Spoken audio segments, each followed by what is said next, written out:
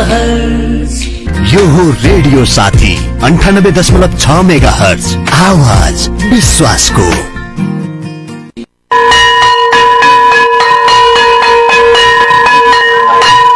बिहानको 10 बज्यो। यो समय घरमै बसेर सुनेर पढ्न मिल्ने कार्यक्रम रेडियो स्कुलको हो। नमस्कार हाम्रा प्रिय विद्यार्थी भाइ बहिनीहरू, तपाईहरू सबैजनालाई कार्यक्रम रेडियो स्कुलमा हामी हार्दिक स्वागत गर्दछौं। कार्यक्रम रेडियो स्कुल लकडाउनको बेला विद्यालय बन्द हुँदा शिक्षण सिकाइ क्रियाकलापबाट विद्यार्थी भाइ बहिनीहरू वञ्चित हुनु नपरोस् भनेर तयार पारिएको सिकाइ सहजीकरण कार्यक्रम हो। यो कार्यक्रम मेचीनगर नगरपालिकाको सहयोग एवं शिक्षक महासंघ प्याप्सन तथा एनप्याप्सन मेचीनगरको समन्वयमा उत्पादन गरिएको हो।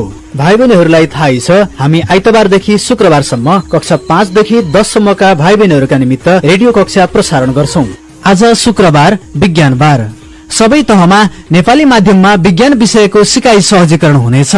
10 बजेदेखि 10:30 बजेसम्म कक्षा 5 र 6 का विद्यार्थी भाइ बहिनीहरूका लागि कक्षा सञ्चालन हुनेछ भने 10:30 बजेदेखि 11 बजेसम्म कक्षा 7 र 8 का विद्यार्थी भाइ बहिनीहरूका लागि कक्षा सञ्चालन हुँदा 11 बजेदेखि 11:30 बजेसम्म कक्षा 9 र 10 का विद्यार्थी भाइ बहिनीहरूका लागि कक्षा सञ्चालन हुनेछ। रेडियो साथी 98.6 मेगाहर्ज रेडियो साथीको फेसबुक टाइमलाइन तथा अनलाइन radiosathi.com लगइन गरेर पनि कार्यक्रम सुन्न सक्नुहुनेछ। अबको पालोमा कक्षा 5 र 6 का विद्यार्थी भाइ बहिनीहरूका लागि विषय विज्ञ शिक्षकज्यूहरूबाट कक्षा सञ्चालन हुँदैछ। त्यसैले कापी कलम लिएर रेडियो सुन्दै टिपोट गर्दै पढौं है त। नमस्कार, रेडियो साथी 98.6 मेगाहर्जको प्रस्तुति रेडियो स्कुल कार्यक्रममा म राजकुमार सिरवालको तर्फबाट हार्दिक स्वागत गर्न चाहन्छु। र यस कार्यक्रममा मैले कक्षा 5 र 6 मा अध्ययन गर्ने नेपाली मिडियमका विद्यार्थी भाइ बहिनीहरूको लागि सहजीकरण गर्दै आइरहेको छु। र आज मैले विशेष गरी कक्षा 6 मा अध्ययन गर्ने भाइ बहिनीहरूको लागि उपयोगी पाठ सरल यन्त्र, जसलाई अंग्रेजीमा सिम्पल मेसिन पनि भनिन्छ, यस पाठमा सिकाइ क्रियाकलाप सञ्चालन गर्नेछु र यस पाठ पढाउन गइरहेको छु। र यसपछि म कक्षा 5 मा अध्ययन गर्ने भाइ बहिनीहरूको लागि उपयोगी पुतलीको जीवन चक्र नामक पाठ अध्ययन गराउनेछु। अब सर्वप्रथम कक्षा 6 मा अध्ययन गर्ने सम्पूर्ण भाइ बहिनीहरू, आज म तिमीहरूको लागि सरल यन्त्रको बारेमा पढाउनेछु। विशेष गरी हाम्रो घरमा, विभिन्न कल कारखाना, विद्यालय, कार्यालय आदि जस्ता ठाउँमा विभिन्न प्रकारका उपकरणहरू र ज्यावलहरूको प्रयोग गरिन्छ। ती उपकरणले काम सम्पन्न गर्न विभिन्न किसिमले मद्दत गर्दछ, जस्तै कैंची, सरौतो, चक्कु, चुलेसी, बन्चरो, हँसिया, सियो, पेज, एक पाङ्ग्रे घिर्ने, प्लास, पेन्चिस, स्क्रुड्राइभर, रेन्ज आदि जस्ता उपकरणहरू प्रयोग गरिन्छ। भाइ बहिनीहरूलाई पनि थाहा छँदैछ। र यस्ता उपकरणहरूले कामलाई सजिलो र छिटो गर्न मद्दत गर्दछ। कामलाई सजिलो र छिटोसँग सम्पन्न गर्न सहयोग गर्ने उपकरणलाई सरल यन्त्र भनिन्छ। विशेष गरी कामलाई छिटो र सजिलो गर्न मद्दत पुर्याउने उपकरणलाई सरल यन्त्र भनिन्छ है त। उदाहरणका लागि आलु काट्नु पर्यो भने चक्कु वा चुलेसीको मद्दतले छिटो र सजिलोसँग काट्न सकिन्छ।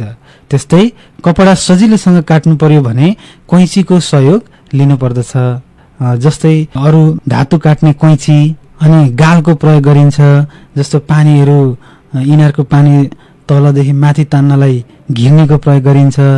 भनेको तल भएको गरौं सामानलाई माथि उचाल्नु पर्यो भने सजिलै घिर्नेको माध्यमबाट हामी उचाल्न सक्छौं। त्यसैले एउटा यो घिर्ने पनि के भयो त, सरल यन्त्र भयो। अनि एक पाङ्ग्रे, ठेलागाडा, बन्चरो आदि थुप्रा उपकरणहरू हाम्रो कामलाई छिटो र सजिलोसँग सम्पन्न गर्न मद्दत पुर्याउने सरल यन्त्रहरू हुन्।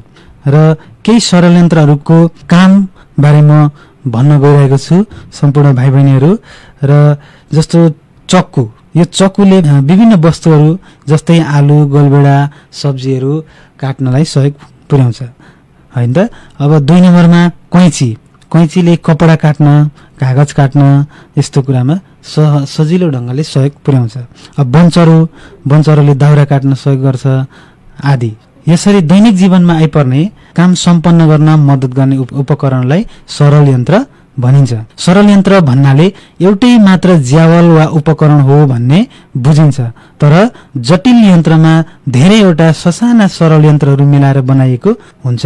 यसमा धेरै सरल यन्त्रहरूले संयुक्त रूपले कार्य गरेका हुन्छन्। लुगा सिउने कलभित्र धेरै पार्ट पूर्जाहरू हुन्छन्, ती प्रत्येक पार्ट एउटा सरल यन्त्र हुन्। सरल यन्त्र मांसपेशीय बलबाट सञ्चालन हुन्छ, तर जटिल यन्त्रलाई अरू शक्तिबाट पनि सञ्चालन गर्न सकिने हुन्छ। घडीलाई ब्याट्रीबाट सञ्चालन गर्न सकिन्छ, लुगा सिउने कललाई विद्युतीय माध्यमबाट सञ्चालन गर्न सकिन्छ। यसरी सरल यन्त्रहरूलाई विभिन्न तरिकामा प्रयोग गरिन्छ। सरल यन्त्रको उपयोगिता। अब हामी सरल यन्त्रको उपयोगिताको बारेमा अध्ययन गर्न गइरहेका छौं। सरल यन्त्रले दैनिक जीवनमा आइपर्ने विभिन्न कार्यमा मद्दत गर्दछ। यसलाई सरल यन्त्रको उपयोगिता भनिन्छ। अब सरल यन्त्रको प्रयोगबाट हामी के फाइदा लिन सक्छौं, त्यो चाहिँ सरल यन्त्रको उपयोगिता भनेर हामी बुझ्नेछौं। अब यसले केमा सहयोग गर्छ त भन्दा मुख्य गरी यहाँ 3टा कुरामा हामी छलफल गर्नेछौं। यसले 3टा मुख्य उपयोगिताहरू बारे हामी चर्चा गर्नेछौं। सरल यन्त्रका मुख्य 3वटा उपयोगिताहरू। 1 नम्बरमा काम गर्न सजिलो बनाउँछ,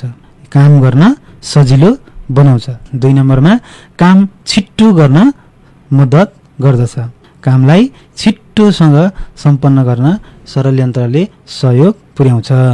र 3 नम्बरमा छ बलको दिशा परिवर्तन गर्न सहयोग पुर्याउँछ। अब यो 3टा उपयोगितालाई एक-एकवटा गरी हामी फेरि छलफल गर्नेछौं, एउटाको बारेमा। सरल यन्त्रले काम गर्न सजिलो बनाउँछ। सरल यन्त्रले काम गर्न सजिलो बनाउँछ भनेको कुनै पनि काम गर्न हामीले बल लगाउनु पर्दछ। बल बिना कुनै कार्य पनि सम्पन्न हुन सक्दैन। जस्तो 100 किलोग्राम जति पिण्ड भएको एउटा ठूलो ढुङ्गा पल्टाउनु पर्यो भने अब त्यो ढुङ्गा हामीले एक्लैले पल्टाउन सक्दैनौं, किनभने एकजनाको बल ढुङ्गा पल्टाउन पर्याप्त हुँदैन। तर कुनै सरल यन्त्रको मद्दत लिएमा उक्त ढुङ्गा सजिलै पल्टाउन सकिन्छ। ढुङ्गा पल्टाउँदा हामीले सरल यन्त्रबाट बल लगाउनु पर्दछ। हामीले लगाएको बल सरल यन्त्रले प्रवर्धन भनेको बढाउने कार्य गर्दछ। मानौ कि ढुङ्गा पल्टाउन एउटा उत्तोलक फलामको लामो डन्डी प्रयोग गरिन्छ। उक्त डन्डी ढुङ्गाको मुनि घुसारेर ढुङ्गा नजिकै उत्तोलक मुनतिर अर्को सानो ढुङ्गा राखिन्छ। अब उत्तोलकको अर्को छेउमा बल लगाई दबाउँदा ढुङ्गा पल्टिन्छ। भाइ बहिनीहरूले पनि देखेको हुन सक्छ, जस्तो हाम्रो गाउँघरमा मुढाहरू पनि त्यसरी नै पल्टाउने गरिन्छ। मुढालाई धेरैजना मान्छे चाहिन्छ र त्यो मुढा एउटा सरल यन्त्रको माध्यमबाट एकजनाले मात्रै उचालेर एक ठाउँदेखि अर्को ठाउँमा सार्न सकिन्छ। हो, त्यो पनि एउटा सरल यन्त्र भयो। यसरी थोरै बलले धेरै लोड उठाउनु परेमा हामीले सरल यन्त्र लामो डन्डी उत्तोलकको प्रयोग गरिने रहेछ। अब दोस्रो नम्बरमा यसको उपयोगिता, सरल यन्त्रले काम छिटो गर्न मद्दत गर्दछ। हामीले गर्नुपर्ने काम सरल यन्त्रबाट गर्दा छिटो हुन्छ। कम समयमा धेरै काम सम्पन्न गर्न सकिन्छ। उदाहरणका लागि कैँचीलाई लिउँ। जस्तो कैँचीले कपडा काट्दा सिधा पनि हुन्छ र काटिएको ठाउँ सफा पनि हुन्छ। कपडा छिटो गतिमा काट्न पनि सकिन्छ। नाप अनुसार कपडा काट्न पनि कैँचीको मद्दत बिना गाह्रो हुन्छ। यस्तै साबेलको उदाहरण पनि लिउँ। साबेलले कुनै ठाउँको माटो फाल्नु पर्दा छिटो काम हुन्छ। त्यही माटो साबेलको मद्दत बिना धेरै ढिलो हुन्छ। कुन सरल यन्त्रले छिटो गतिमा कार्य गर्न मद्दत गर्छ, आपसमा छलफल गर्दा पनि हुन्छ। अब तेस्रो नम्बरमा यसको सरल यन्त्रको उपयोगिता, सरल यन्त्रले बलको दिशा परिवर्तन गर्न मद्दत गर्दछ। भनेको आफ्नो अनुकूल दिशामा बल लगाउन पाउँदा कार्य गर्न सजिलो हुन्छ। त्यस्तै अनुकूल दिशातिर बल लगाउन नपाउँदा कार्य गर्न अप्ठ्यारो हुन्छ। अब बलको मद्दतले हातले उक्त ढुङ्गा पल्टाउँदा माथितिर उचाल्नु पर्ने हुन्छ। ठूलो ढुङ्गा छ, त्यो ढुङ्गालाई हामीले माथितिर उचाल्नु पर्यो भने धेरै बल लगाउनु पर्ने हुन्छ। तर सजिलैसँग हामीले उत्तोलकको प्रयोग गरेर त्यस ढुङ्गालाई उचाल्न सकिन्छ। यसैगरी गरुङ सामान छ अथवा इनारको पानी छ भने हामीले घिर्नीको प्रयोग गरेर तलदेखि माथि सजिलै उचाल्न सक्छौं। यसरी घिर्नीले पनि बलको दिशा परिवर्तन गर्न सघाउँछ। भनेको हामीले बल जता तान्यौं त्यो वस्तु पनि त्यसको अपोजिट डिरेक्सनमा, त्यसको उल्टो दिशामा आइरहेको हुन्छ। हामीले बल तल लगायौं, घिर्नीलाई तान्दाखेरि बल तल लगायौं भने त्यस वस्तु माथितिर आइरहेको हुन्छ। सरल यन्त्रको सहयोगले कार्य गर्दा बलको दिशा परिवर्तन गर्न मद्दत गर्दछ। भनेको एउटा फेरि अर्को इक्जाम्पल, घिर्नीलाई हामीले इनारको पानी तान्न धेरै जसो प्रयोग गरेका हुन्छौं। त्यो घिर्नीलाई हामीले बल लगाउँदा तलतिर तान्छौं। त्यो तल तान्नु भनेको बल लगाउनु भयो र उक्त वस्तु माथितिर आउँछ। तल तान्दा माथि आउनु भनेको दिशा परिवर्तन भयो। अब घिर्नी के हो त? सरल यन्त्र भयो र सरल यन्त्रको प्रयोगले त्यो बलको दिशा परिवर्तन गर्न सहयोग पुर्यायो अनि हाम्रो काम पनि सजिलो भयो र छिटो पनि भयो। यसरी सरल यन्त्रको उपयोगिता बारे हामीले छलफल गर्यौं र अब कक्षा 6 को यस सरल यन्त्र नामक पाठ हामी यति मात्र चर्चा गर्दछौं। अब यसपछि कक्षा 5 मा अध्ययन गर्ने भाइ बहिनीहरूको लागि आजको पाठ पुतलीको जीवन चक्र रहेको छ। खास गरी पुतली भनेको किरा जातिहरुमा पर्ने जीव हो र यसको जीवन चक्र कति चरणमा चल्छ, कसरी चल्छ भन्ने विषयमा हामी संक्षिप्त जानकारी यहाँ लिनेछौं। र भाइ बहिनीहरू, अब पुतलीको जीवन चक्र मुख्य गरी 4 भागमा 4 अवस्थामा हुन्छन्। 1 नम्बरमा फूल, 2 नम्बरमा लार्भा जसलाई झुसिल किरा भनिन्छ, 3 नम्बरमा प्युपा र 4 नम्बरमा वयस्क। अब पहिलो नम्बरमा फूल, यसलाई अंग्रेजीमा एग पनि भनिन्छ। वयस्क पुतलीले पातको पछाडितिर गुजुमुज्ज वा लहरै फूल पार्छ। फूल अत्यन्त साना हुनुका साथै विभिन्न रङका हुन्छन् र च्यापच्यापे पदार्थले फूललाई पातमा अड्याइरहेको हुन्छ। भनेको त्यो फूलमा टाँसिने च्यापच्याप हुने पदार्थ हुन्छ जसको कारणले त्यस फूललाई पातमा अड्याइरहेको हुन्छ। अब 2 नम्बरमा लार्भा, केही दिनमै फूलको रङमा बिस्तारै परिवर्तन आउँछ र त्यसबाट अत्यन्त ससाना लार्भा निस्किन्छन्। पुतलीको लार्भालाई झुसिल किरा भनिन्छ। झुसिल किराको शरीर खण्ड खण्ड मिलेर बनेको हुन्छ। यसका बुट्टाहरू हुन्छन् तर पखेटा हुँदैनन्। झुसिल किरा फूलबाट निस्केपछि पातहरू खान थाल्छ र हुर्कन्छ। यो पुतलीको जीवन चक्रको खञ्चुवा अवस्था हो।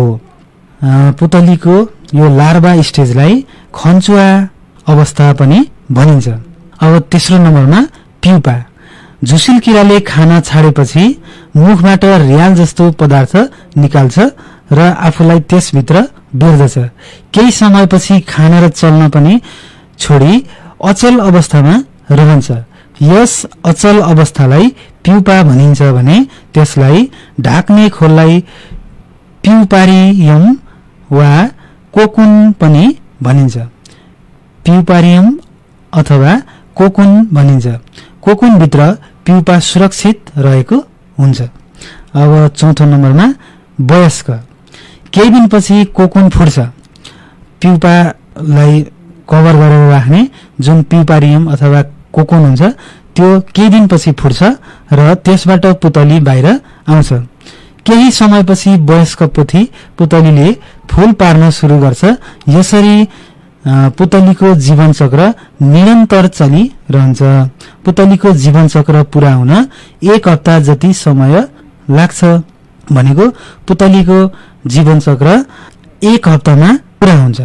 यसरी पुतलीले फूल पारेदेखि वयस्क पुतली बन्ने अवस्थासम्मको चक्रलाई पुतलीको जीवन चक्र भनिन्छ भनेर आजको कक्षामा हामीले कक्षा 6 का भाइ बहिनीहरूको लागि सरल यन्त्र नामक पाठ अध्ययन गरौँ र त्यसै गरी कक्षा 5 मा अध्ययन गर्ने भाइ बहिनीहरूको लागि हामीले पुतलीको जीवन चक्र भनेर संक्षिप्त रूपमा छलफल गरौँ र आजको यस कक्षा यति नै समापन हुन्छ र भाइ बहिनीहरूमा केही दुविधा भएमा केही कुरा कन्फ्युज भएमा रेडियो साथीको फोनमा सम्पर्क गरेर आफ्नो जिज्ञासा प्रश्नहरू टिपाउन पनि सकिनेछ भन्दै म अर्को कक्षामा पुनः भेट हुनेछु र भाइ बहिनीहरूले सोधेको प्रश्नहरूको जवाफ दिने प्रयास गर्नेछु। आजलाई बिदा हुन चाहन्छु। हवस् त, नमस्कार, धन्यवाद।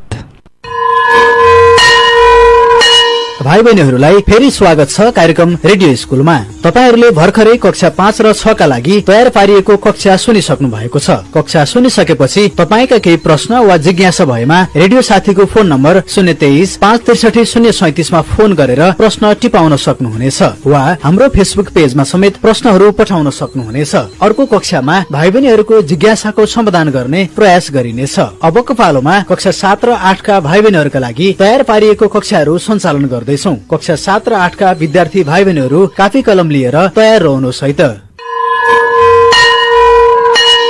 रेडियो साथी सुनिरहने सम्पूर्ण श्रोता, अभिभावक तथा विद्यार्थी भाइ बहिनीहरूमा मेरो तर्फबाट हार्दिक नमस्कार छ। म पदम प्रसाद पौडेल, मेचीनगर 6 काँकरबिट्या माध्यमिक विद्यालयको विज्ञान शिक्षक हुँ। आज म कक्षा 7 र 8 को विज्ञान विषय अध्यापन गर्दैछु। विद्यार्थी भाइ बहिनीहरू, विज्ञान तथा वातावरण अन्तर्गत कक्षा 7 र 8 को भौतिक विज्ञान अन्तर्गत दोस्रो पाठ बल र गति पाठहरूमा यहाँहरूलाई स्वागतम छ। यस बल र गति एकाइ अन्तर्गत विद्यार्थी निम्न ज्ञानको हासिल गर्नेछन्, जस्तो कि बल भनेको के हो, बलको परिचय वा परिभाषा उदाहरण दिन व्याख्या गर्न सक्नुहुनेछ। यस्तै गरी बलका प्रकारहरू बताउन सक्नुहुनेछ। यहाँ बलको प्रकारहरू छलफल गरिन्छ। विद्यार्थी भाइ बहिनीहरू सुन्नुहोस् है, बल भनेको के हो, बलका प्रकारहरूको बारेमा हामी यहाँ छलफल गर्छौँ। छलफलका साथसाथै विद्यार्थी भाइ बहिनीहरू उदाहरण पनि बताउनु हुनेछ। तपाईहरूलाई म सर्वप्रथम प्रश्न गर्न चाहन्छु, बल भनेको के हो? तपाईहरू कक्षा 7 र 8 मा अहिले भर्खर जाँदै हुनुहुन्छ। कोही 7 बाट 8 मा पुग्नु भएको होला, कोही 6 बाट 7 मा, 7 बाट 8 मा जाँदै हुनुहुन्छ होला। कक्षा 6 मा पनि तपाईहरूले बल पढिसकेको हुनुहुन्छ र बलले गर्ने विभिन्न कामहरूको बारेमा पनि तपाईहरूले पढ्नु भएको होला। भाइ बहिनीहरू, बल हाम्रो दैनिक जीवनमा हरेक क्रियाकलाप गर्न आवश्यक पर्छ। बल बिना हामी काम गर्नै सक्दैनौँ भने पनि हुन्छ। हामीले खेत खन्न, भारी बोक्न, घरको काम गर्न, भान्साको काम गर्न लगायत हरेक क्रियाकलापमा बल जरुरी हुन्छ। बलले वस्तुको अवस्थामा परिवर्तन गर्न सहयोग गर्छ। भाइ बहिनीहरू, बल भनेको स्थिर अवस्थामा रहेको वस्तुलाई चालमा ल्याउन र चालमा रहेको वस्तुलाई रोक्ने बाहिरी तत्त्वलाई के भनिन्छ? बल भनिन्छ। जस्तै भाइ बहिनीहरू, भलिबल, फुटबल जब हामी खेल्छौँ, उक्त बललाई खुट्टाले हानेपछि के हुन्छ त? चालमा आउँछ। उक्त फुटबल अथवा भलिबल हामीले के प्रयोग गर्यौं? भन्नुहोस् त भाइ बहिनीहरू, बलको प्रयोग गर्यौं। फेरि उक्त फुटबल आफ्नो गोल पोस्टमा नपरोस् भनेर अर्को खेलाडीले के गर्छ त? रोक्ने प्रयास गर्छ। ल भन्नुहोस् त, यहाँ के प्रयोग भयो त? बलको प्रयोग भयो। तसर्थ स्थिरलाई चालमा र चाललाई स्थिरमा ल्याउनु पर्ने के को प्रयोग हुन्छ भन्नुहोस् त भाइ बहिनीहरू? बलको प्रयोग हुन्छ। विद्यार्थी भाइ बहिनीहरू, अघिल्लो कक्षामा पढ्नुपर्ने अनुसार बलले वस्तुको आकार परिवर्तन ल्याउँछ, गति बढाउन सहयोग गर्छ र बलको दिशा बदल्न के गर्छ? मद्दत गर्छ। हामी फेरि एकचोटि बुझौँ त, बल हाम्रो दैनिक जीवनमा प्रयोग भइरहेको छ त, तर हामीले थाहा पाइरहेका हुँदैनौँ। जस्तो हिँड्दा, ढोका खोल्दा, हाकमुख दुख्दा, खाना बनाउँदा, घरमा खेतमा काम गर्दा, हिँड्दा, दौड्दा, नाप्दा हरेक काममा के को प्रयोग हुन्छ त भाइ बहिनीहरू? बलको प्रयोग हुन्छ। भाइ बहिनीहरू, अब हामी बल र चालको परिभाषा वा परिचयतर्फ लागौँ। भाइ बहिनीहरू, आफ्नो कापीमा टिप्पणी गर्न सक्नुहुन्छ। ल अब सुनौ है, आजको बल र चाल, जसलाई अंग्रेजीमा के भन्छ? फोर्स एन्ड मोसन भनिन्छ। बल भनेको एउटा भौतिक परिमाण हो, जसलाई अंग्रेजीमा फिजिकल क्वान्टिटी भनिन्छ। भौतिक परिमाण भन्ने बित्तिकै जसलाई नाप लिन अर्थात् मापन गर्न सकिन्छ। यसरी नापन वा मापन गर्न सक्ने परिणामलाई के भनिन्छ? अघिल्लै पाठमा हामीले पढिसकेका छौँ, भौतिक परिणाम भनिन्छ। भाइ बहिनीहरू, नाप भन्ने पाठमा पढ्नुभएको होला। भौतिक परिणाम भनेको वस्तुको नापेर गणितीय रूपमा व्यक्त गर्न सक्ने परिमाण। त्यस्तै बललाई पनि कति भयो भनेर हामीले नाप्न सक्छौँ। यसले वस्तुको अवस्थामा परिवर्तन गराउँछ। बलले वस्तुको अवस्थामा परिवर्तन ल्याउँछ भन्नुको अर्थ के हो त? स्थिर अवस्थामा हुँदा चालमा ल्याउन मद्दत गर्छ र चाल अवस्थामा रहेको वस्तुलाई स्थिरमा ल्याउन मद्दत गर्छ। जस्तै ढोका लगाउँदा उदाहरण लिउँ। ढोका अगाडि चालमा र लाउँदा फेरि स्थिरमा, स्थिर हुँदा के चाहिन्छ त? बल। बलको अवस्था कति किसिमको हुन्छ भाइ बहिनीहरू भन्नुहोस् त? 2 किसिमको हुँदो रहेछ। एउटा स्थिर अवस्था र अर्को चाल अवस्था। सुरुमा ढोका, जस्तो उदाहरणको लागि भाइ बहिनीलाई ढोका खोल्नु पर्यो। ढोका खोल्नु पर्यो भने त्यो के हुन्छ? सुरुमा स्थिर भएको हुन्छ, त्यसलाई बल प्रयोग गरियो, चालमा ल्याइयो। फेरि भरे त्यसलाई फेरि ढोका लाउँदाखेरि के हुन्छ?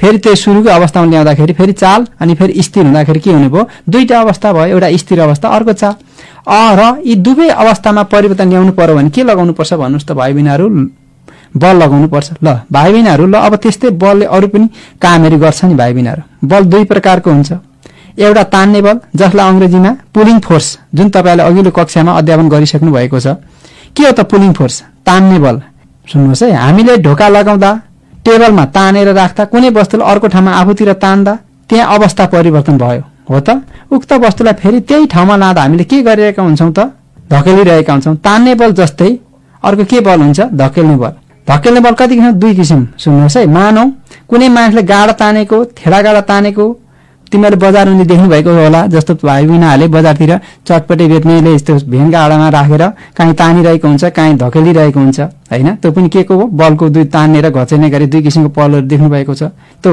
तान्ने बल हैन अर्को के हुन्छ घचेर्ने बल हैन त्यस्तै भाइ बहिनीहरु बजारमा ठेला गाडाले सब्जी बेच्नेले ठेलिरहेको हुन्छ कहिले काहीँ अगाडितिर तानिरहेको हुन्छ हैन ठेलिरहेको तानेर पुलिङ फोर्स अनि पुशिङ फोर्स गरेर कति किसिमको हुन्छ दुई किसिमको बल लगाइरहेको हुन्छ यी दुवै क्रियाकलाप गर्दा के चाहिन्छ भाइ बहिनी भन्नुस् त बल लगाउनु पर्छ भाइ बहिनीहरु तपाईले विद्यालय पुग्दा कक्षा कोठामा ढोका उगालेर मात्र कक्षामा प्रवेश गर्नुहुन्छ त्यस्तै बेलुका उक्त कोठ ढोका तपाईहरुको पिएन लगाउँछ उक्त ढोकालाई एक स्थानबाट अर्को स्थानमा लान के प्रयोग भयो त बलको प्रयोग भयो बल लगाएपछि उक्त ढोका के भयो चालमा ल्याउन सक्यो उक्त ढोकालाई फेरि बल लगाउँदा चालमा गएकोलाई फेरि त्यही ठाउँमा ल्याउन के भयो छुटीपछि लाउँदा स्थिर अवस्थामा आयो स्थिर अवस्थामा सुरुको अवस्थामा आउँछ हैन त्यो ढोका लगाउँदाखेरि सुरुमा के भयो चालमा थियो स्थिरमा आयो फेरि ढोका ठेल्दाखेरि के भयो स्थिरबाट चालमा गयो त्यहाँ पनि के भयो बल लगाइयो बल कति प्रकारको हुन्छ भन्नुस् त भाइ बहिनी अब यस पछाडी बल दुई प्रकारको हुन्छ एउटा धकेल्ने बल र तान्ने बल भाइ बहिनीहरु यसरी नै तपाईहरुले बल लगाएर वस्तुको अवस्थामा परिवर्तन ल्याउनुहुन्छ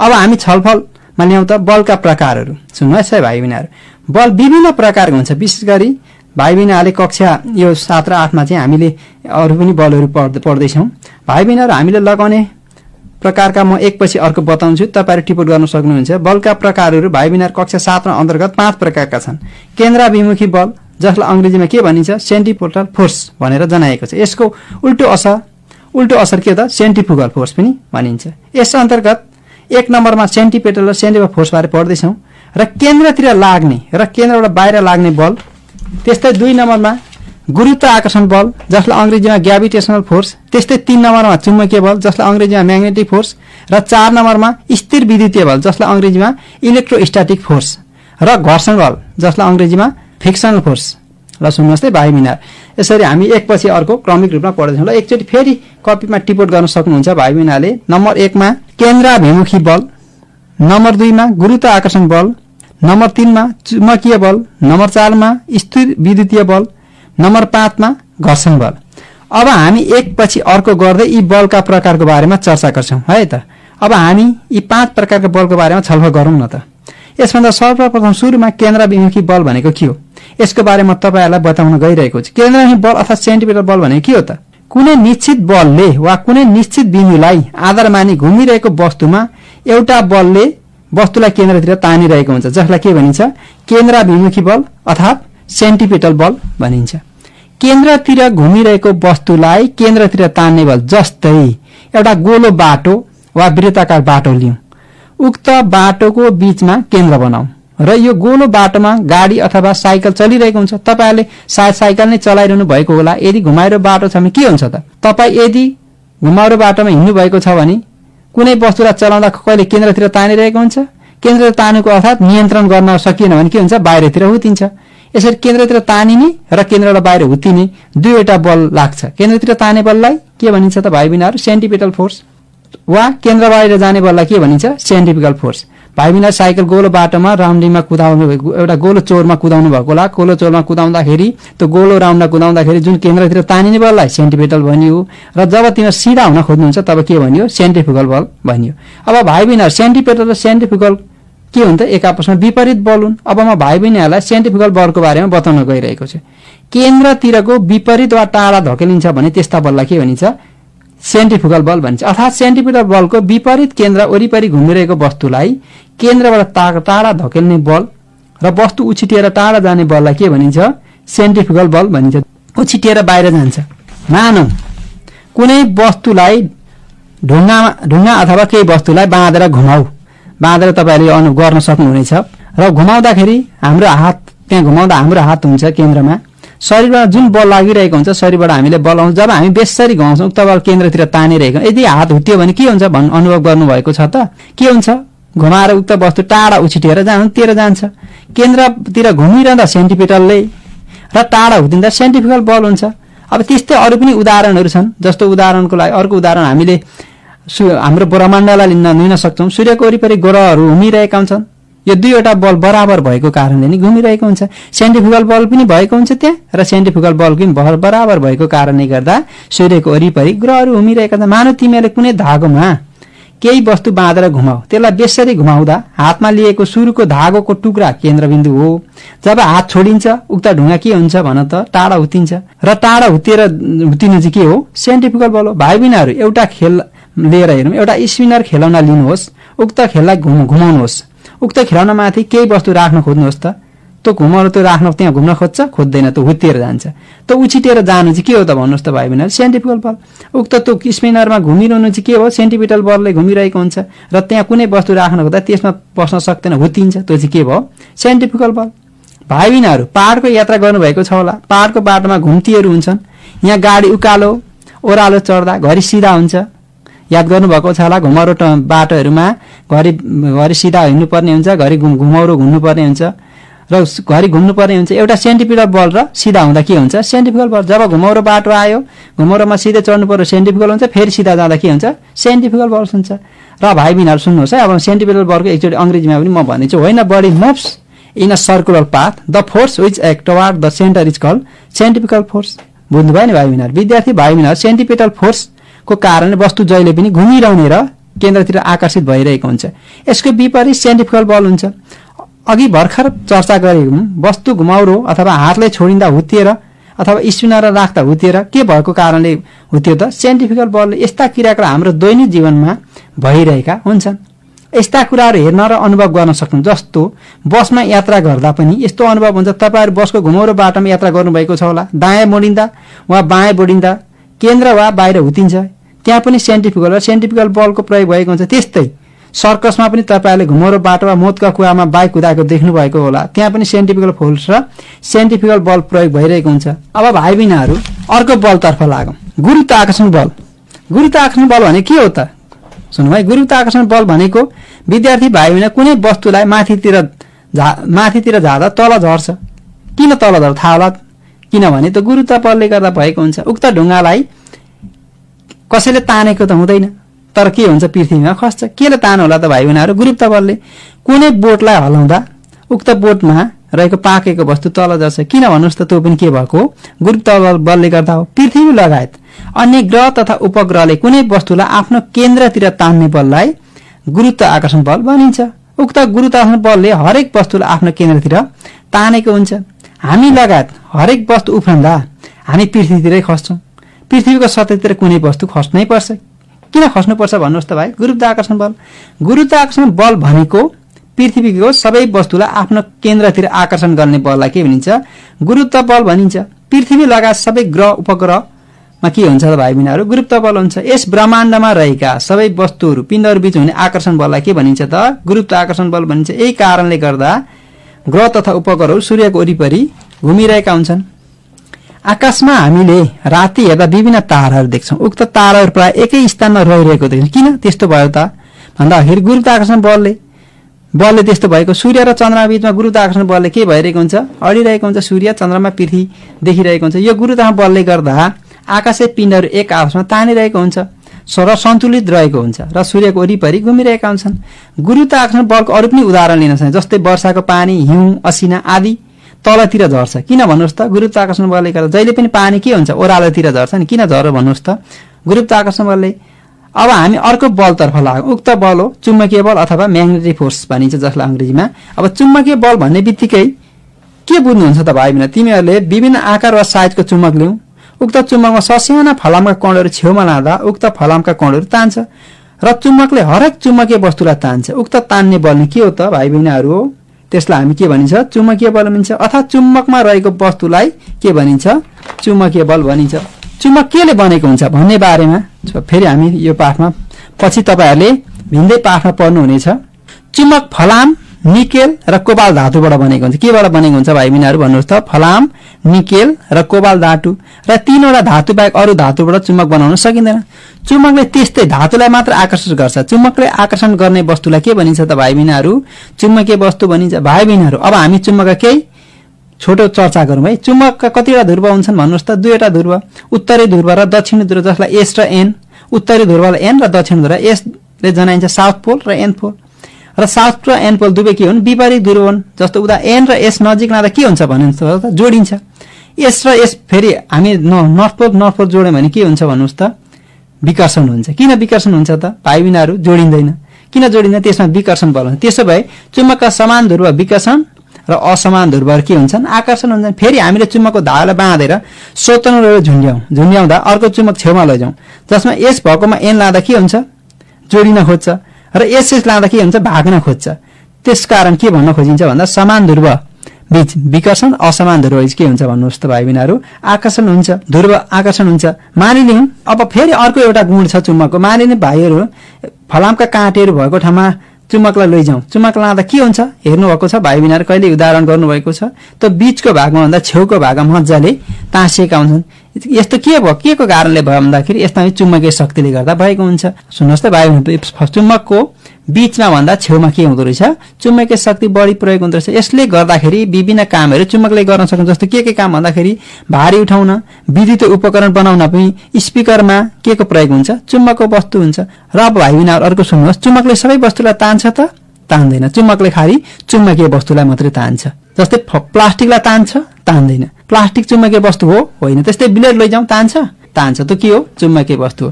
अब उदाहरणको तामाको तारहरूलाई चेक गर्नुहोस्, के हुन्छ? तान्छ? तान्दैन। उक्त तामाको तार धातु भए पनि तानेन। तामाको तार हो, धातु नि हो, तर के भयो? त्यसलाई तानेन भने त्यो के हो? चुम्बकीय वस्तु होइन। अब त्यस्तै एल्युमिनियम, ढुङ्गा, काठ, गुच्छा आदिलाई पनि चेक गर्न सक्नुहुन्छ। त्यसलाई तान्छ चुम्बकले? तान्दैन। ती पनि के हुन्? चुम्बकीय वस्तु होइनन्। चुम्बकले तान्नेलाई मात्रै के भन्यो भाइ बहिनीहरु? चुम्बकीय वस्तु भन्यो। चुम्बकका असमान ध्रुवहरू एन र एस बीच हुने आकर्षण बललाई चुम्बकीय बल भनिन्छ। चुम्बकको असमान ध्रुव, चुम्बकले आफ्नो वरिपरिको वस्तुलाई फेरि के गर्छ भन्नुहोस् त? आकर्षण गर्ने गर्छ। जस्तो चुम्बकले वरिपरि आफ्नो यसो पनि क्षेत्र हुन्छ। जस्तो चुम्बकको छेउमा लाँदा तान्छ, अझै टाढा लगेपछि तान्न छोड्छ। किन भन्नुहोस् त? त्यसलाई त्यो चुम्बकको त्यसको पनि के हुन्छ? एउटा निश्चित क्षेत्र हुन्छ। त्यो निश्चित क्षेत्रलाई के भन्छ? चुम्बकीय क्षेत्र भनिन्छ। अब भाइ बहिनीहरु अर्को बलतर्फ लागौं। स्थिर विद्युतीय बल अर्थात अंग्रेजीमा इलेक्ट्रोस्टैटिक फोर्स। सुन्नुहोस् है, स्थिर विद्युतीय बल भनेको के हो? म भाइ बहिनीहरुलाई यसको प्रयोगको उदाहरण दिन्छु। भाइ बहिनीहरु केही कागजका टुक्रा च्यातेर राख्नुहोस्। अब एउटा ब्रुस अथवा काइयो लिनुहोस्। उक्त ब्रुस कपालमा रगड्नुहोस्। धेरै बेर रगड्नुहोस्। उक्त रगडेपछि केही कागजको टुक्रामा त्यो काइयोमा ब्रुस लानुहोस्। लाँदाखेरि के गर्छ? त्यसले कागजका टुक्राहरू तान्छ। भाइ बहिनीहरु यो कक्षा आउँदै पनि यो प्रयोग गर्नु भएको होला। साथीहरुलाई कहिलेकाहीँ रमाइलो मजा गर्नको लागि पनि हेर त तान त भनेर देखाउनु हुन्छ होला साथीहरुलाई। किन तान त? त्यो आफै त्यहाँ पनि यो के हुन्छ? वैज्ञानिक कारण भइरहेको हुन्छ। अब कपालमा रगडेर ससाना काठ टुक्रा तानेको देख्नुहुन्छ। यसबाट एक प्रकारको बल उत्पन्न हुन्छ। उक्त बललाई के भनिन्छ? स्थिर विद्युतीय बल भनिन्छ। यो धारा विद्युत भनेर तारमा प्रयोगमा ल्याउन सकिँदैन। यसलाई स्थिर विद्युतीय बलको बारेमा केही बुझ्यौं। प्लास्टिक वा कलमलाई सुक्खा कपालमा रगड्दा यसमा विद्युत चार्ज उत्पन्न हुन्छ र मसिना कागजका टुक्राहरूलाई आकर्षण गर्छ। र घर्षणको कारणले प्लास्टिक, रबर, ऊन, पोलिस्टर जस्ता अधातु बीचमा चार्ज उत्पन्न हुन्छ, जसलाई स्थिर विद्युत भनिन्छ। अब यसको कारणले प्लास्टिक वा रबरमा रगड्दा नेगेटिभ र पोजिटिभ चार्ज हुन्छ। के हुन्छ भन्नुहोस् त भाइ? उनीहरू आकर्षण हुन्छ। स्थिर विद्युतको कारण उत्पन्न बललाई स्थिर विद्युतीय बल भनिन्छ। भाइ बहिनीहरु तपाईले आकाशमा बिजुली चम्केको देख्नु भएको होला। उक्त के कारण हुन्छ बुझौं त सबभन्दा पहिला। अब यसको जस्तो उदाहरणको लागि काइयो वा प्लास्टिकमा रगड्दा कपालबाट इलेक्ट्रोन काइयोमा सर्छ र काइयो नेगेटिभ चार्ज भएको हुन्छ। अब नेगेटिभ चार्ज भएको काइयोलाई कागजको टुक्रा लाँदा कागजमा पोजिटिभ चार्ज हुन्छ र कागजमा लग्यो भने पोजिटिभ र नेगेटिभ भइ तान्छ। त्यस्तै आकाशमा पनि यस्तै काइयोको जस्तै हुन्छ। आकाशमा रहेको केही बादलमा माइनस चार्ज हुन्छ र केही बादलमा पोजिटिभ चार्ज हुन्छ। पोजिटिभ र नेगेटिभ चार्ज बादल आपसमा भरे के हुन्छ? भेट हुँदा डिस्चार्ज हुन्छ। त्यस्तै घर चाहिँ बादलको नजिक छ भने घरमा कहिलेकाहीँ नेगेटिभ चार्ज भई घरमा पोजिटिभ चार्ज बनाइन्छ र चट्याङ पर्छ भन्ने सुन्नु भएको छ होला। यस्तो बललाई के भनियो भाइ बहिनी भन्नुहोस् त? स्थिर विद्युतीय बल भनियो। अब भाइ बहिनीहरु अन्तिम बल रहेछ घर्षण बल। घर्षण भनेको के हो? भाइ बहिनीहरु तपाईले हात बेसरी रगड्नुहोस् त। विशेष गरी भाइ बहिनीहरु जाडोको समयमा यसरी हातहरु रगड्ने गर्नुभएको छ होला। किन त्यसो गर्नुभएको होला भन्दा जाडोमा चिसो हुन्छ र हात बेसरी रगडेपछि के हुन्छ, तातो हुन्छ र त्यो बेसरी रगड्नुहोस् एउटा आवाज पनि आउँछ, तातो पनि आउँछ। जाडो महिनामा गर्नुभयो त्यस के हुन्छ भन्दा त दुईवटा सतह बीच आपसमा उत्पन्न हुन्छ र दुईवटा सतह जुन आपसमा उत्पन्न हुने बल नि के हो त, घर्षण बल हो। घर्षण भनेको विपरीत बल विरुद्ध हुने बल हो। घर्षण बलको बारेमा हामी केही बुझौँ त है। एउटा वस्तुमाथि अर्को वस्तु राखी घिसार्दा एउटा वस्तु चालमा अवरोध उत्पन्न हुन्छ हैन। फेरि भाइ बहिनीहरु बुझ्नुहोस् है, एउटा वस्तुमाथि अर्को वस्तु राखी घिसार्दा वस्तुको गति वा चालमा अवरोध उत्पन्न हुनुलाई के भनिन्छ, घर्षण बल भनिन्छ। वस्तुलाई चालमा ल्याउन जुन दिशातिर बल लागेको हुन्छ त्यसको उल्टो दिशामा लाग्ने बल नि के हो त, घर्षण बल हो। दुई सतह बीच सतहको खस्रोपन बढी भएमा घर्षण बल बढिन्छ। जस्तै भाइ बहिनीहरु साइकल पिचमा हामीलाई सजिलै कुदाउन सकिन्छ, तर रोडागिरी भएको ठाउँमा कुदाउन सकिँदैन नि। किन त भन त भाइ बहिनीहरु, अवश्य पनि त्यहाँ के हुन्छ, पिच भएको ठाउँमा घर्षण बल कम्ती हुन्छ, चिप्लो सतह हुन्छ भने रोडा भएको ठाउँमा खर्सो सतह हुन्छ। खर्सो सतहमा के हुन्छ, बढी बल आउनु पर्यो, घर्षण कम भयो। घर्षणले वस्तुको सतहमा पनि के गर्दो रहेछ त भाइ बहिनीहरु, भर पर्दो रहेछ। जस्तो केही फुटेको गुच्चा र सिंह गुच्चा हामी भाइ बहिनीहरुले भुइँमा घुमाउन खोज्नु भएको छ होला कहिलेकाहीँ टाढ्दा, त्यो फुटेको गुच्चा र त्यो सिंह गुच्चामा फुटेको गुच्चा के हुन्छ, त्यति मजाले घुम्दैन, तर सिंह गुच्चा मजाले घुम्छ। यसमा पनि के हुन्छ त, घर्षणको कारणले त्यो वस्तुलाई पनि वस्तुको अवस्था अनुसार वस्तुको जुन वस्तु अनुसार पनि भर पर्दो रहेछ। अब सुन्नुहोस् है, घर्षणलाई पनि घटाउने विभिन्न विधिहरू छन्। एउटा सतहलाई चिल्लो पारेर, सतह चिल्लो पार्यो भने पनि के हुन्छ, घर्षण कम हुन्छ। तेल वा ग्रिजको प्रयोग गरियो भने के हुन्छ, घर्षण कम हुन्छ। चक्का वा रोलर चक्काको प्रयोग गरियो भने के हुन्छ, हामीले सजिलोसँग कुनै वस्तुलाई घिसार्न सक्छौं। जस्तो भाइ बहिनीहरु कुनै एउटा देख्नु भएको छ गाडीहरुमा सजिलैसँग के हुन्छ, त्यो चक्काले गर्दा सजिलै घुमिरहेको हुन्छ। अब तर चक्का छैन भने त्यसलाई घिसारेर लान भने के भइरहेको हुन्छ, अप्ठ्यारो हुन्छ। अब घर्षणको बारेमा सुनौं है त। मेसिन तथा पाठ ऊर्जाको क्षमता घटाउन के को प्रयोग हुन्छ, मेसिन तथा पाठको क्षमता घटाउँछ घर्षणले। घर्षणले हिँड्न गुड्न साइकल मोटरसाइकल रोक्न पनि के गर्छ, सहयोग गर्छ। यदि घर्षणै नहुने हो भने मान्छे साइकल मोटरसाइकलहरु हामी कुदाउन सक्ने थिएनौं। किन भन्दा घर्षणले गर्दाखेरि के भयो भन्दा साइकल मोटरसाइकलमा ब्रेक लगाउन सकिन्छ र जहाँ भने त्यहाँ हामीले रोक्न सकिन्छ। यदि घर्षण नहुने तपाई चिप्लो सतहमा हिँड्दा के हुन्थ्यो, लड्नुहुन्थ्यो। यदि गर्मी महिनाको समयमा वर्षा भारीको पर्दाखेरि बाटो हुँदै के हुन्छ, चिप्लो हुन्छ। त चिप्लो भयो भने हामी लड्छौं नि। किन लड्छौं त भन्दाखेरि त्यहाँ सतह चिप्लो भयो, त्यहाँ घर्षण के भयो, कम्ती भयो। अनि त्यस्तो बाटोमा के राखिन्छ, गिटी बालुवा राखी बाटो सजिलो बनिन्छ। किन गिटी बालुवा राखियो भन्दा घर्षण कम होस् र त्यहाँ नलडियोस् भनेर। आज हामी अब बलको विभिन्न प्रकारको बारेमा यहाँ हामीले पढिसक्यौं है त भाइ बहिनीहरु। एकचोटि म सर र भाइ बहिनीहरुलाई यो अहिले पढेका बल पाठहरुको बारेमा छोटकरीमा भन्न गइरहेको छु है भाइ बहिनीहरु। ल सुन्नुहोस् है, बल भनेको के हो। स्थिर अवस्थामा रहेको वस्तुलाई चालमा र चालमा रहेको वस्तुलाई स्थिर अवस्थामा ल्याउने वा ल्याउन खोज्ने बललाई के भनिन्छ, बल भनिन्छ। बल के हो त भन्नुस् त भाइ बहिनीहरु, एक प्रकारको भौतिक परिमाण हो। त्यस्तै बल विभिन्न प्रकारका हुन्छन्। के हो भन्नु, नम्बर 1 गरी म भन्दैछु है। नम्बर 1 सेन्टिपेटल बल, नम्बर 2 गुरुत्वाकर्षण बल, नम्बर 3 चुम्बकीय बल, नम्बर 4 स्थिर विद्युतीय बल, नम्बर 5 घर्षण बल। सुन्नुहोस् है भाइ बहिनीहरु, अब यी प्रत्येकको पनि एकचोटि सर र म भन्न गइरहेको छु। सेन्टिपेटल बल भनेको के हो त भन्दाखेरि केन्द्रतिर तान्ने र केन्द्र उछिटिने बललाई के भनियो, सेन्टिपेटल र सेन्ट्रिफ्युगल बल भनियो। त्यस्तै गुरुत्वाकर्षण भनेको कुनै पनि वस्तुलाई आफ्नो केन्द्रतिर तान्ने बललाई के भनियो, गुरुत्व बल भनियो। त्यस्तै चुम्बकबाट उत्पन्न हुने बललाई के भनियो त भाइ बहिनीहरु, चुम्बकीय बल भनियो। त्यस्तै अर्को छ स्थिर बल। स्थिर भनेको कुनै पनि वस्तुबाट उत्पन्न हुने बल, कुनै पनि वस्तुबाट स्थिर अवस्थाको वस्तुबाट जस्तो प्लास्टिक काइँयोबाट उत्पन्न हुने बललाई के भनियो, स्थिर विद्युतीय बल भनिन्छ। त्यस्तै अर्को छ घर्षणबाट उत्पन्न हुने बललाई के भनिन्छ, घर्षण बल भनिन्छ। ल त आजलाई यति नै भाइ बहिनीहरु। भाइ बहिनीहरु, तपाईहरु अहिले कार्यक्रम रेडियो स्कुल सुन्दै हुनुहुन्छ। कक्षा सुनिसकेपछि तपाईका केही प्रश्न वा जिज्ञासा भएमा रेडियो साथीको फोन नम्बर 023-563-037 मा फोन गरेर प्रश्न टिपाउन सक्नुहुनेछ वा हाम्रो फेसबुक पेजमा समेत प्रश्नहरू पठाउन सक्नुहुनेछ। अर्को कक्षामा भाइ बहिनीहरुको जिज्ञासाको समाधान गर्ने प्रयास गरिनेछ। अब आजको अन्तिम कक्षामा कक्षा 9 र 10 का विद्यार्थी भाइ बहिनीहरुका लागि कक्षा सञ्चालन हुँदैछ। कक्षा 9 र 10 का विद्यार्थी भाइ बहिनीहरु कापी कलम लिएर तयार रहनुहोस् है त। भाइ बहिनीहरु, सधैँ आज पनि म विज्ञान विषयको कक्षा 9 र 10 को सहजीकरणमा उपस्थित भएको छु। म लीला प्रसाद भण्डारी। हामी अहिले पनि विद्यालय नियमित रूपमा सञ्चालन भइ नरहेको र घरमै बसी बसी रेडियो, टेलिभिजन र सो अध्ययनको लागि उपलब्ध भएका पाठ्य पुस्तकहरू अध्ययन गरेर बसि नै रहेका छौँ र यो समयमा हामी विद्यालय गएर गत वर्ष चाहिँ अघिल्ला वर्षहरू चाहिँ नियमित रूपमा पठन पाठन गर्नु अघि घरमा रहेको समयमा जे जति सकिन्छ, जति आफूले गर्न सकिन्छ त्यो सिकाइ सहजीकरण गर्नुपर्ने नै हुन्छ। यसको लागि रेडियो साथीको यो कार्यक्रममा म उपस्थित भएको छु। कक्षा 9 र 10 मा विज्ञान विषयलाई 4 वटा खण्डमा विभाजन गरेर हामीले पढ्ने गर्छौं।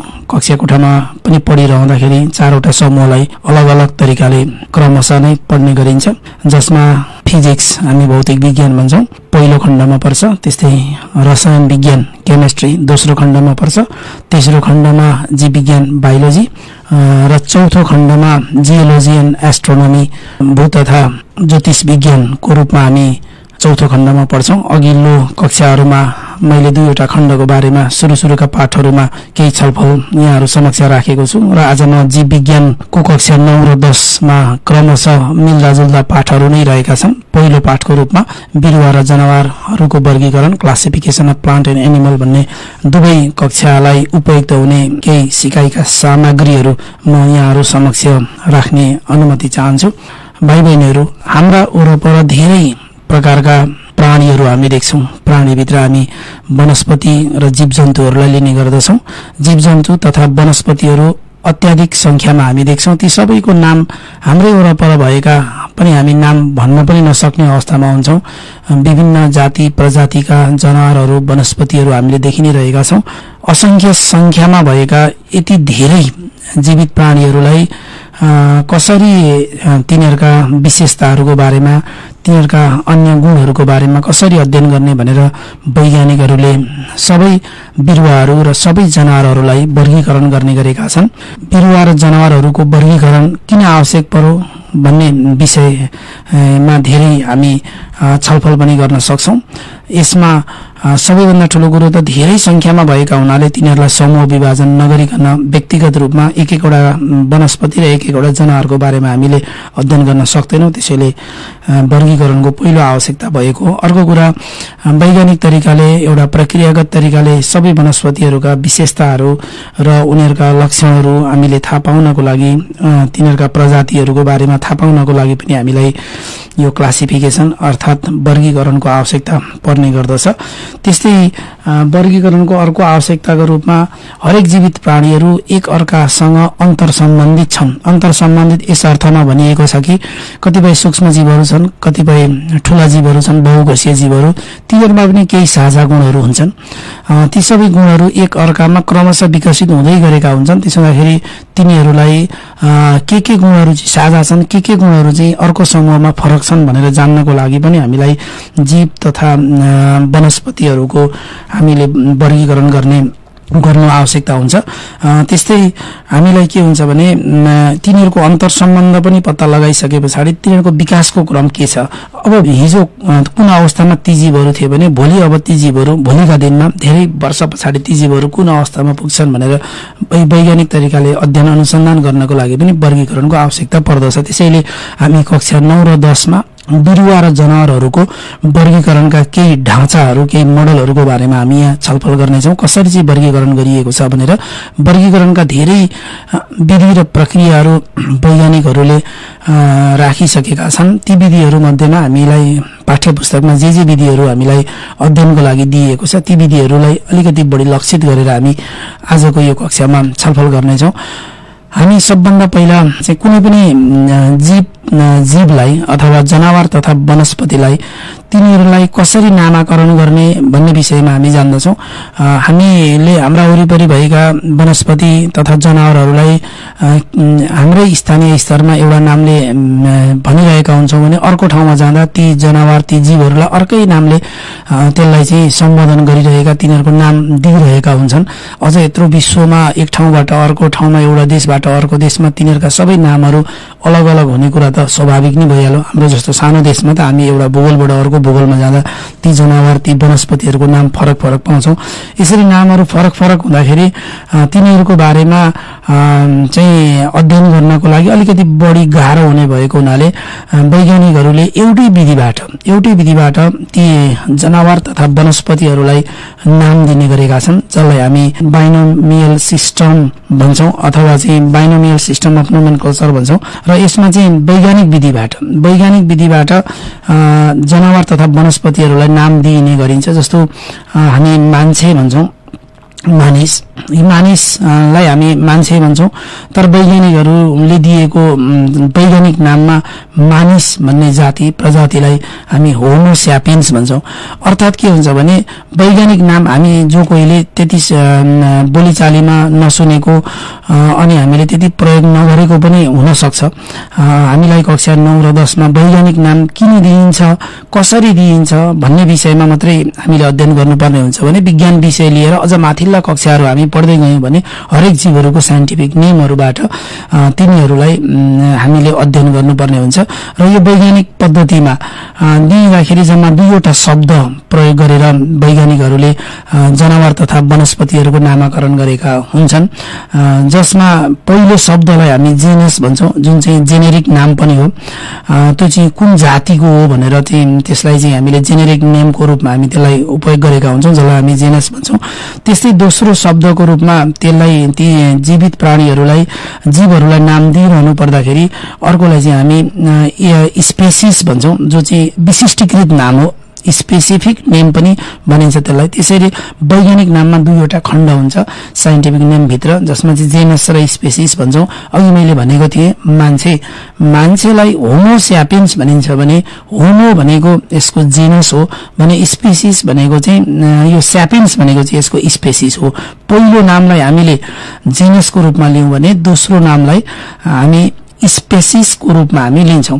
त्यस्तै कतिपय उदाहरणहरूमा के देखिन्छ भने जेनस एउटै भएको र स्पेसिस फरक भएको पनि हामी पाउँछौँ। जस्तै बाघ र सिंह दुईटालाई हामीले कुरा गर्नु पर्यो भने बाघ र सिंहमा केही गुणहरू केही जाति प्रजातिहरू पनि यसमा मिल्ने भएको हुनाले यिनीहरूको जेनस एउटै हुन्छ भने स्पेसिस अर्कै हुन्छ।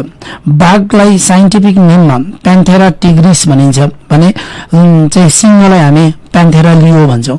यसरी यसका 2वटा शब्दहरू प्रयोग गरेर राखिएको जेनस र स्पेसिसमा जेनस एउटै छ भने स्पेसिस यसको चाहिँ अलग छ। र यो जेनस र स्पेसिस हामीले लेखिरहँदा कसरी लेख्ने भन्दा जेनसको पहिलो शब्दको पहिलो अक्षरलाई हामीले क्यापिटल लेटरमा लेख्नुपर्छ भने अरू बाँकी सबै पहिलो र दोस्रोका बाँकी शब्दका सबै अक्षरहरू हामीले सानो स्मल लेटरमा हामीले लेख्नुपर्ने हुन्छ।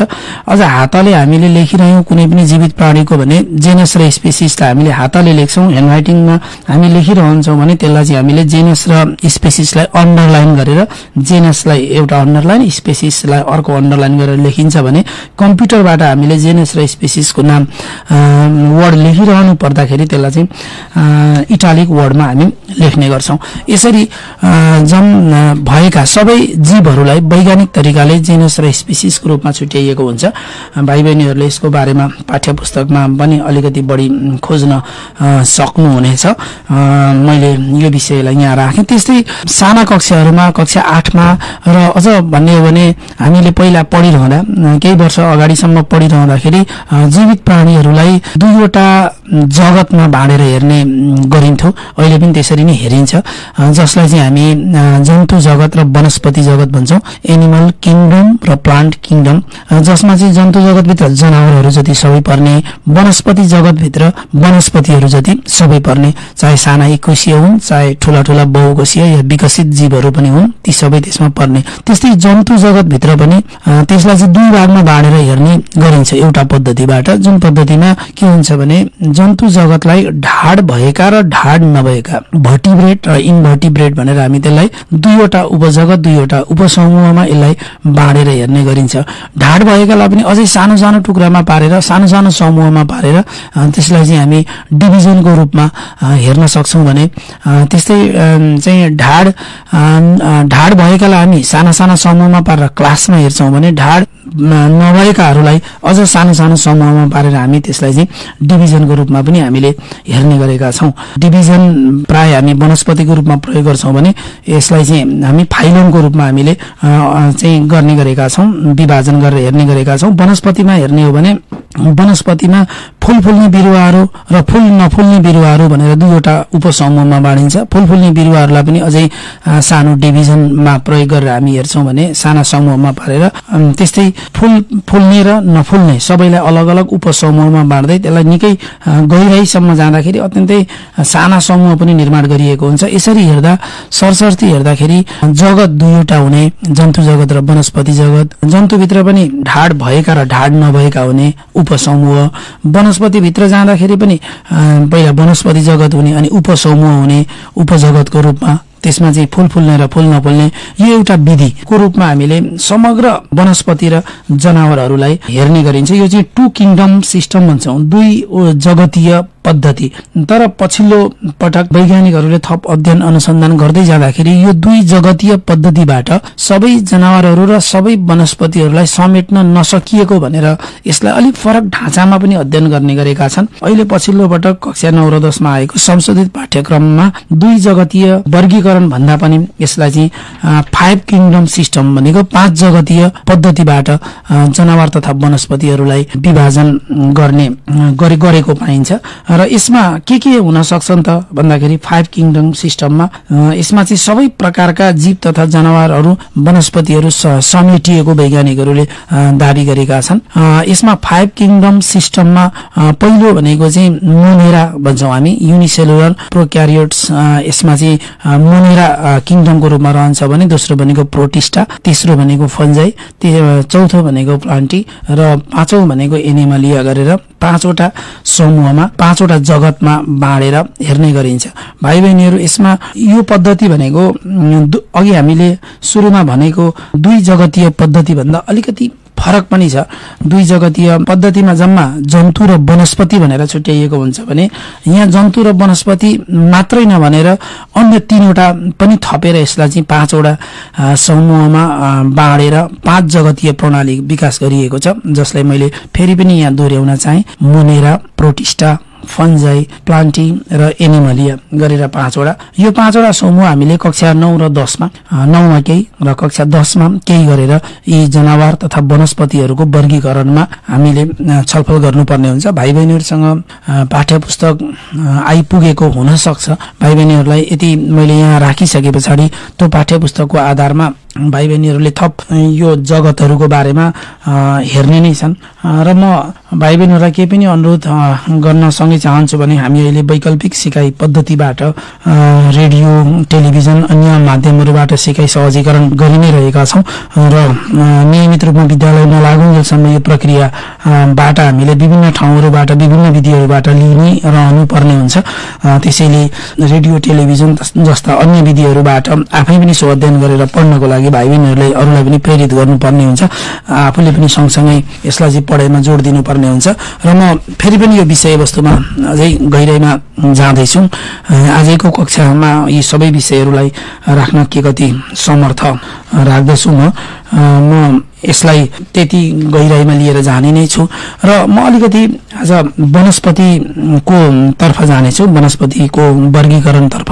वनस्पतिमा हामी के देख्छौँ भने साना साना पानीमा हुने पनि वनस्पति हामीले देखिरहेका छौँ, साना साना झारहरू पनि हामी देखिरहेका छौँ भने सँगसँगै मध्यम खालका अलि ठुला खालका बिरुवाहरू पनि हामीले देखेका छौँ भने ठुला ठुला रुखहरू पनि हामीले देखिरहेका छौँ। त्यस्तै हामी के देख्छौँ भने कुनै बिरुवाहरू फुल फुलिरहेका हुन्छन् भने कुनै बिरुवाहरू फुल नफुल्ने हुन्छन्, कुनै बिरुवाहरू फल फल्ने हुन्छ भने कुनै बिरुवाहरू फल नफल्ने हुन्छन्, कुनै बिरुवाहरू बिउ रोप्दा जाग्छन् भने कुनै बिरुवाहरूलाई त्यसको चाहिँ काण्ड अथवा हाँगा काटेर हामीले रोपिरहेका हुन्छौँ भने कतिपयलाई जराबाट हामीले सारिरहेका हुन्छौँ। यसरी हेर्दाखेरि के हुन्छ भने सबै बिरुवाहरू अथाह संख्यामा वनस्पतिहरू छन्, ती सबै वनस्पतिहरूमा केही न केही फरक हामी त्यसलाई देखि नै रहेका छौँ। अब यी सबै वनस्पतिहरूलाई जसमा फुल नफुल्ने को तर्फमा म अलिकति यहाँ भाइ बहिनीहरूसँग राख्न चाहन्छु। फुल नफुल्ने बिरुवाहरू जे जति छन् ती फुल नफुल्ने बिरुवाहरूलाई हामी यो क्रिप्टोगेम्स समूह उपसमूहभित्र पनि यसलाई राखेर हेर्ने गरिन्छ। यसमा 3वटा डिभिजनको रूपमा हामी हेर्न सक्छौँ। यसमा एउटा थालोफाइटा, ब्रायोफाइटा र टेरिडोफाइटा यो 3वटा डिभिजनभित्र केही बिरुवाहरूलाई राखिएको हुन्छ। यो बिरुवाहरूलाई हामीले यसरी हेरिरहँदा यो फुल नफुल्ने बिरुवाहरूमा केही साझा खालका केही साझा खालका विशेषताहरू हुन्छन्।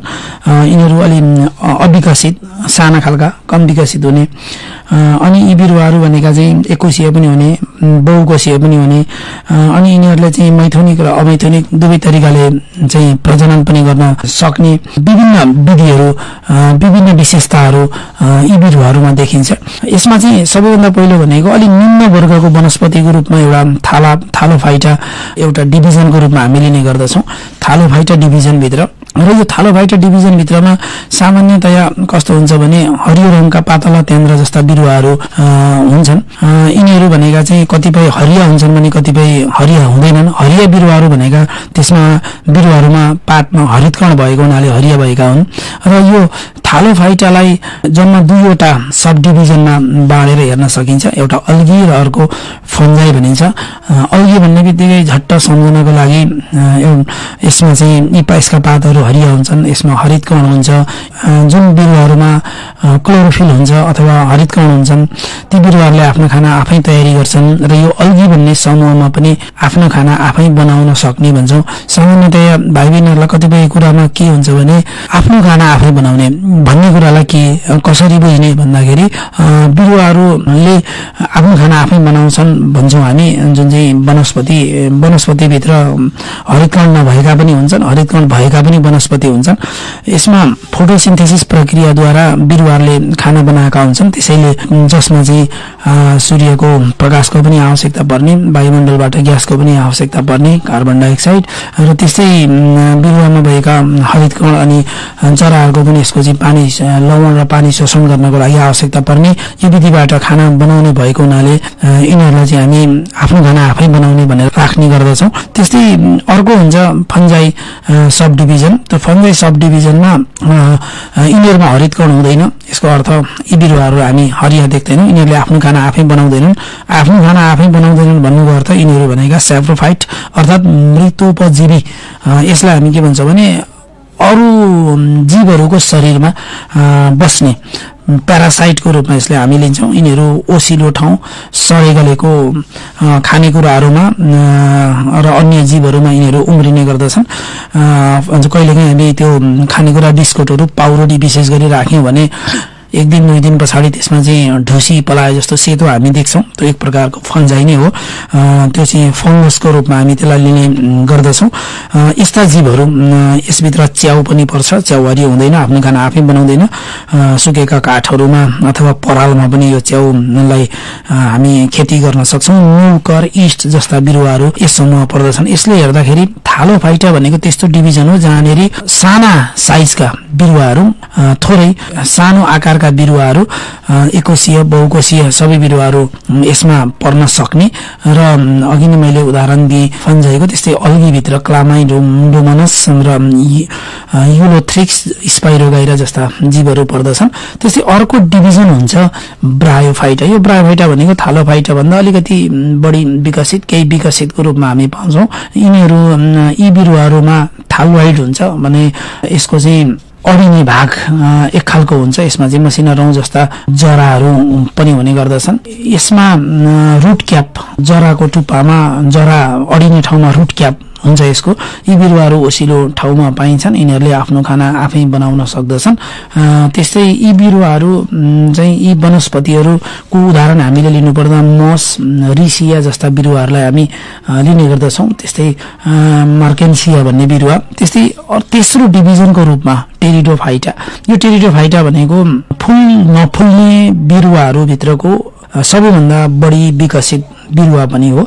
यसमा जरा, काण्ड र पात सबै छुटिएको हुन्छ। अगाडिका थालोफाइटा, ब्रायोफाइटामा हामी जरा, काण्ड, पात कतिपयमा छुट्याउन सक्छौँ भने कतिपयमा हामी केही छुट्याउन मात्रै सक्छौँ। त्यस्तै यी बिरुवाहरू भनेका प्राय ओसिलो ठाउँमा पाइन्छ। उन्यु हामीले देखेका छौँ। उन्यु भनेको घारीतिर अलिकति घाम प्रशस्त नलाग्ने ठाउँहरूमा, ओसिलो ठाउँमा यी बिरुवाहरू पाइन्छन्। यिनीहरू भनेका मसिना। उन्युको पत्तालाई हामीले हेऱ्यौँ भने त्यसको पछाडिपट्टि काला धब्बाहरू हुन्छन्। त्यहाँभित्र सहित यसको बीजाणुहरू बिउहरू पनि बन्दछन्। यस्ता बिरुवाहरू ओसिलो ठाउँमा पाइने गर्दछन्। यसरी हेर्दाखेरि वनस्पतिलाई हामीले दुईवटा समूहमा बाँडेर एउटा विधिको हामी यहाँ छलफल गरिरहेका छौँ, एउटा क्लासिफिकेसन विधिको, जसमा चाहिँ फूल फुल्ने र फूल नफुल्ने भयो। मैले यहाँनिर भाइ बहिनीहरूलाई फूल नफुल्ने बिरुवाहरू जसलाई चाहिँ हामी क्रिप्टोगेम्स भनेर पनि हामी जान्दछौँ, यसलाई चाहिँ सब किङडमको रूपमा हामी लिने गर्दछौँ र यिनीहरूलाई 3वटा डिभिजनमा बाँडिएको थालोफाइटा, ब्रायोफाइटा र टेरिडोफाइटा गरेर 3वटा डिभिजनमा बाँडेको कुरा मैले यहाँ भाइ बहिनीहरूसँग राखेको छु। र अब म के आग्रह गर्न चाहन्छु भाइ बहिनीहरूलाई भने यो पाठ्यवस्तुको बारेमा म फेरि अर्को एउटा कक्षामा थप यसमा चाहिँ छलफल गर्ने नै छु।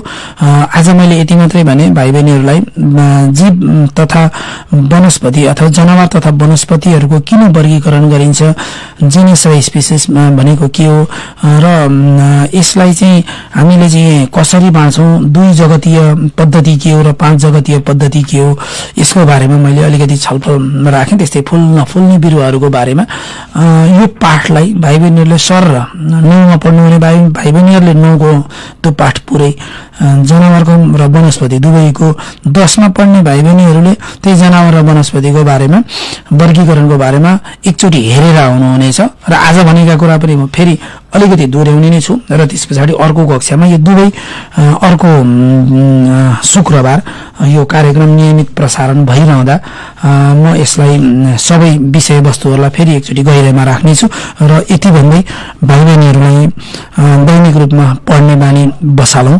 पहिले जस्तो सामान्य परिवेशमा हामी छैनौँ, हामीले विभिन्न विधिबाट सिक्नु नै पर्नेछ। यही अवस्था रहिरहेमा हामी फेरि अन्य विधिबाट पनि भोलि परीक्षा या मूल्याङ्कनका अन्य विधिहरू प्रयोग गरेर घरै बसी बसी पनि हामीले आफ्नो मूल्याङ्कन गराउनु पर्ने स्थिति पनि आउन सक्छ।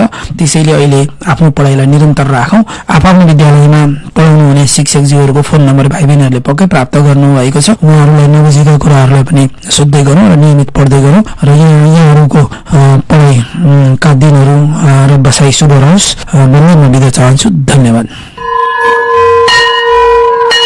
भाइ बहिनीहरू, आजका लागि सबै कक्षाहरू सम्पन्न भइसकेका छन्। कक्षा सुनिसकेपछि तपाईका केही प्रश्न वा जिज्ञासा भएमा रेडियो साथीको फोन नम्बर 023 563 037 मा फोन गरेर प्रश्न टिपाउन सक्नुहुनेछ वा हाम्रो फेसबुक पेजमा समेत प्रश्नहरू पठाउन सक्नुहुनेछ। अर्को कक्षामा भाइ बहिनीहरूको जिज्ञासाको समाधान गर्ने प्रयास गरिनेछ।